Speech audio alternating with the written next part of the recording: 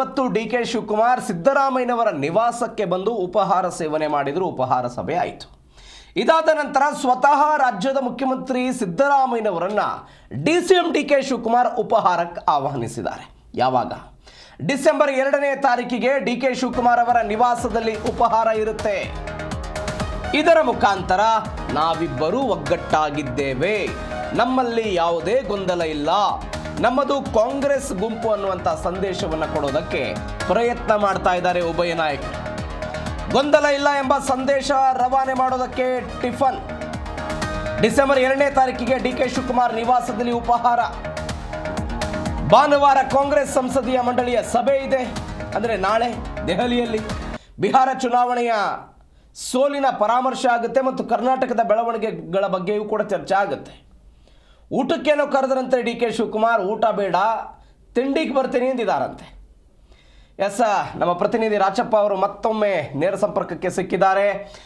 S Rachappa, ನೀವು ಮಾತನಾಡ್ತಾ ಇದ್ರಿ, ನಮ್ಮಲ್ಲಿ ಗೊಂದಲ ಇಲ್ಲ ಅನ್ನೋ ಒಂದು ಸಂದೇಶ ಕೊಡೋ ಪ್ರಯತ್ನವನ್ನು ಉಭಯ ನಾಯಕರು ಮಾಡ್ತಿದ್ದಾರೆ ಅಂತ. ನಮ್ಮಲ್ಲಿ ಒಂದು ಗಾದೆ ಇದೆ, ಬೀಸೋ ದೊಣ್ಣೆಯಿಂದ ಪಾರಾದರೆ 100 ವರ್ಷ ಆಯುಸ್ಸಂತೆ. ಹಂಗಾಯ್ದು ಕಾಂಗ್ರೆಸ್ನದ್ದು?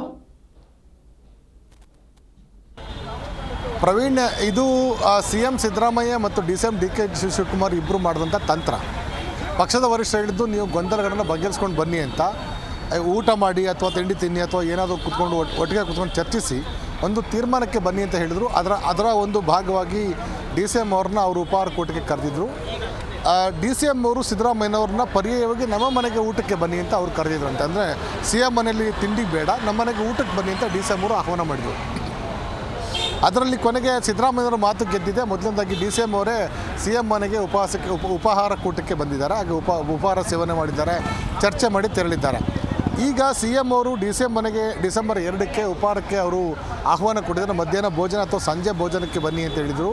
ಕೇವಲ CM ಜೊತೆ ಅಲ್ಲ, ಬೇರೆಯವರು ಸಹ ಒಂದಷ್ಟನ್ನು ಊಟಕ್ಕೆ ನಾನು ಆಹ್ವಾನ ಕೊಡ್ತೇನೆ ಬನ್ನಿ ಅಂತ ಡಿ ಕೆ ಶಿವಕುಮಾರ್ ಹೇಳಿದರು. ಆದರೆ CM ಅವರು ಊಟ ಬೇಡ, ಉಪಹಾರಕ್ಕೆ ಬರ್ತೇನೆ, ಅಲ್ಲೂ ಸಹ ನಾವು ನೀವು ಕೂತ್ಕೊಂಡು ಚರ್ಚೆ ಮಾಡೋಣ, ಆ ಮೂಲಕ ಒಳ್ಳೆಯ ಸಂದೇಶವನ್ನು ಪಕ್ಷದ ನಾಯಕರಿಗೆ, ಪಕ್ಷದ ಕಾರ್ಯಕರ್ತರಿಗೆ, ಸರ್ಕಾರದಲ್ಲಿರುವಂಥವ್ರಿಗೆ, ಸಚಿವರುಗಳಿಗೆ ಕೊಡುವ ಮೂಲಕ ನಮ್ಮಲ್ಲಿ ಯಾವುದೇ ಗೊಂದಲಗಳಿಲ್ಲ, ಮಾತುಕತೆಗಳಲ್ಲಿ ಭಿನ್ನಾಭಿಪ್ರಾಯ ಇಲ್ಲ.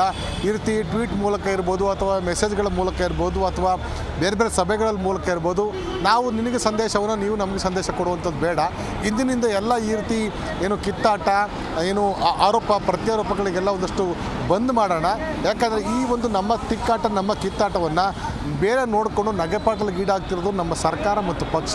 ಹೀಗಾಗಿ ಅದರ ಒಂದು ಹಿನ್ನೆಲೆಯಲ್ಲಿ ನಾವು ಇದನ್ನು ಮುಂದುವರಿಸೋದು ಬೇಡ ಅಂತ ಅನ್ನೋ ಕಾರಣಕ್ಕೋಸ್ಕರ ಸೌಹಾರ್ದಯುತವಾಗಿ ಎಲ್ಲವೂ ಸಹ ಬಗೆಹರಿದಿದೆ ಅಂತನೋ ಅನ್ನೋದನ್ನು ಸಾಂಕೇತಿಕವಾಗಿ ಪ್ರದರ್ಶನ ಮಾಡಲು ಮುಖ್ಯಮಂತ್ರಿ ಸಿದ್ದರಾಮಯ್ಯವರು ಡಿ ಕೆ ಶಿವಕುಮಾರ್ ಅವರ ನಿವಾಸಕ್ಕೆ ಡಿಸೆಂಬರ್ 2ಕ್ಕೆ ಉಪಹಾರಕ್ಕೆ ತೆರಳ್ತಾ ಇದ್ದಾರೆ. ಹೀಗಾಗಿ ಇಬ್ಬರು ಒಂದು ರೀತಿ ಕದನ ವಿರಾಮ ಘೋಷಣೆ ಮಾಡಿದ್ದೇವೆ, ಮತ್ತೆ ಏನು ಕದನ ಉಲ್ಲಂಘನೆ ಮಾಡಿದಾಗ ಅಥವಾ ಏನು ಅವಕಾಶ ಸಿಕ್ಕಾಗ ಮತ್ತೆ ನಾವು ಗುಂಡು ಹಾರಿಸ್ಬೋದು ಅನ್ನೋದು ಒಂದು ಇತ್ಯರ್ಥಕ್ಕೆ ಬಂದಂತಿದೆ. ಹಾಗಾಗಿ ಈ ಒಂದು ನಿರ್ಣಯವನ್ನು ಕೈಗೊಂಡಿದ್ದಾರೆ. ಇನ್ನು ಎರಡನ್ನು ಈಗಾಗಲೇ ಉಲ್ಲೇಖ ಮಾಡಿದಂತೆ ಲೋಕಸಭಾ ಅಧಿವೇಶನ, ವಿಧಾನಮಂಡಲ ಉಭಯ ಸದನಗಳು ಕಲಾಪ ಸಮಾವೇಶವಾಗ್ತವೆ. ಈ ಸಂದರ್ಭದಲ್ಲಿ ಈ ಒಂದು ವಿಚಾರ ಮುಖ್ಯಮಂತ್ರಿ ಮತ್ತು ಉಪಮುಖ್ಯಮಂತ್ರಿಗಳ ಅಧಿಕಾರ ತಿಕ್ಕಾಟ, ಅಧಿಕಾರ ಹಂಚಿಕೆ ಸೂತ್ರ ವಿಪಕ್ಷಗಳಿಗೆ ಆಹಾರ ಆಗೋದು ಬೇಡ. ಇದರಿಂದಾಗಿ ಕಲಾಪದ ಸಮಯ ಅನಾವಶ್ಯಕವಾಗಿ ವ್ಯರ್ಥವಾಗುತ್ತೆ. ಅಲ್ಲದಿದ್ದಲ್ಲಿ ಅವಿಶ್ವಾಸ ನಿರ್ಣಯ ಮಂಡಿಸಿದ್ದೇ ಆದಲ್ಲಿ ಇತರ ಎಲ್ಲ ಕಲಾಪದ ಪ್ರಮುಖ ವಿಚಾರಗಳನ್ನು ಬದಿಗಿಟ್ಟು ಕೇವಲ ಅವಿಶ್ವಾಸ ನಿರ್ಣಯ ಮಾತ್ರ ಚರ್ಚೆ ಆಗಬೇಕಾಗತ್ತೆ. ಹಾಗಾಗಿ ಅಭಿವೃದ್ಧಿ ವಿಷಯಗಳು ಕಡೆಗಣಿಸಲ್ಪಡ್ತವೆ ಅಂತ ಅನ್ನೋ ಕಾರಣಕ್ಕೋಸ್ಕರ ಇದನ್ನು ಸಹ ಅವರು ಕೈ ಬಿಡಲಾಗಿದೆ. ಇನ್ನು ಮೂರನೇದಾಗಿ ನಾನೀಗಾಗಲೇ ಉಲ್ಲೇಖ ಮಾಡಿದಂತೆ ಲೋಕಸಭಾ ಅಧಿವೇಶನ ಸಂದರ್ಭದಲ್ಲಿ ಬಿಹಾರ ಚುನಾವಣೆ ಪ್ರಸ್ತಾಪ ಆಗುತ್ತೆ. ಅದಾದ ನಂತರ ಕರ್ನಾಟಕದ ವೋಟ್ ಚೋರಿ, ಮತ ಚೋರಿ, ಕಳ್ಳತನ ಅಭಿಯಾನ ಆರಂಭವಾಗಿದೆ ಕರ್ನಾಟಕದಿಂದ.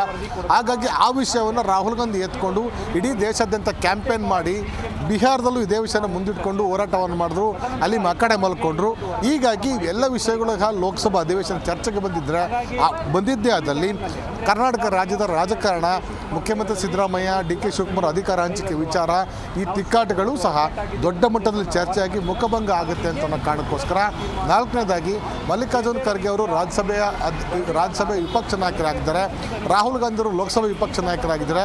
ಅವೆರಡೂ ಸದನಗಳಲ್ಲಿ ಇಬ್ಬರಿಗೂ ತಪರಾಕಿಯ BJP ನಾಯಕರುಗಳು, BJP ಸಂಸದರುಗಳು ಚರ್ಚೆ ವೇಳೆಯಲ್ಲಿ ಅವರಿಗೆ ಇನ್ನು ತಪ್ರಾಕಿ ಹಾಕಬಹುದು, ಅದು ಚರ್ಚೆಯಲ್ಲಿ ಅವರಿಗೆ ಮುಖಭಂಗ ಉಂಟು ಮಾಡಬಹುದು ಅಂತ ಅನ್ನೋ ಕಾರಣಕ್ಕೋಸ್ಕರ.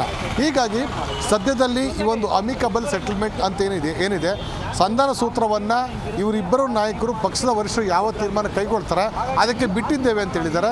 ಉಳಿದಂತೆ ಶಾಸಕರ ಸಭೆಗಳು ಮಾಡೋದಿರ್ಬೋದು, ಸಚಿವರ ಸಭೆಗೆ ಮಾಡೋದಿರ್ಬೋದು, ಉಪಹಾರ ಕೂಟ ಮಾಡೋದಿರ್ಬೋದು, ಅಥವಾ ಇವರು ಭೋಜನ ಕೂಟ ಮಾಡೋದಿರ್ಬೋದು, ಸಚಿವರುಗಳು ಆ ರೀತಿ ಮಾಡೋ ಮೂಲಕ ಪ್ರತ್ಯೇಕವಾಗಿದ್ದೇವೆ, ನಾವು ಕಾರ್ಯತಂತ್ರ ರೂಪಿಸಿದ್ದೇವೆ ಅಂತ ಸಂದೇಶವನ್ನು ಸಾರುವ ಪ್ರಯತ್ನ ಮಾಡ್ತಾ ಇತ್ತು.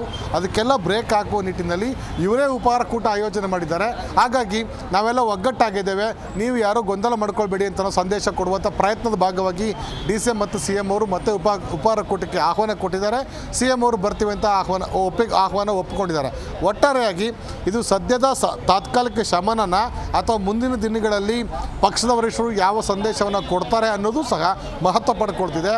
ನಾಳೆ ಕಾಂಗ್ರೆಸ್ ಸಂಸದೀಯ ಮಂಡಳಿ ಸಭೆ ಏನಿದೆ ಆ ಸಭೆ ಆದ ನಂತರ ಯಾವ ಔಟ್ಕಮ್ ಬರುತ್ತೆ, ಇಲ್ಲಿ CM Siddaramaiah, DCM DK Shivakumar ಅವರು ಚರ್ಚೆ ನಡೆಸಿರೋ ವಿಷಯವನ್ನು, ಯಾವೆಲ್ಲ ವಿಷಯಗಳನ್ನು ವೇಣುಗೋಪಾಲ್ ಅವರಿಗೆ, ಸುರ್ಜೇವಾಲಾ ಅವರಿಗೆ, ಮಲ್ಲಿಕಾರ್ಜುನ ಖರ್ಗೆ ಅವರಿಗೆ, ರಾಹುಲ್ ಗಾಂಧಿ ಅವ್ರ ಕಚೇರಿಗೆ ರವಾನೆ ಮಾಡಿದ್ದಾರೆ, ಆ ಒಂದು ವಿಷಯದ ಮೇಲೆ ನಾಳೆ ಚರ್ಚೆ ಆಗುತ್ತೆ.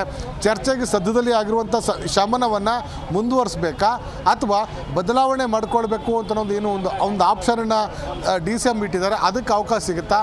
ಅಲ್ಲದಿದ್ದಲ್ಲಿ ಸಚಿವ ಸಂಪುಟ ಪುನರಚನೆಗೆ ಅವಕಾಶ ಸಿಗ್ಬೋದು. ಈ 3 ಆಪ್ಷನ್ಗಳನ್ನು ಈಗ ಮುಂದೆ ಇದೆ. ಹಾಗಾಗಿ ಯಾವ ಆಪ್ಷನ್ಗಳನ್ನು ನಾಳೆ ಹೈಕಮಾಂಡ್ ಸೂಚನೆ ಕೊಡುತ್ತೆ ಅದರಂತೆ ರಾಜ್ಯ ನಾಯಕರು ಪಾಲಿಸಬೇಕಾಗತ್ತೆ. ಇದು ಸದ್ಯದಲ್ಲಾಗಿರುವಂಥ ಬೆಳವಣಿಗೆ. Praveen. Okay Rachappa, thank you. ನಿಮ್ಮೆಲ್ಲ ಡೀಟೇಲ್ಸ್ಗೆ ಏನಾಗುತ್ತೆ ಕಾಂಗ್ರೆಸ್ ಪಾಳಯದಲ್ಲಿ ಕಾದು ನೋಡೋಣ.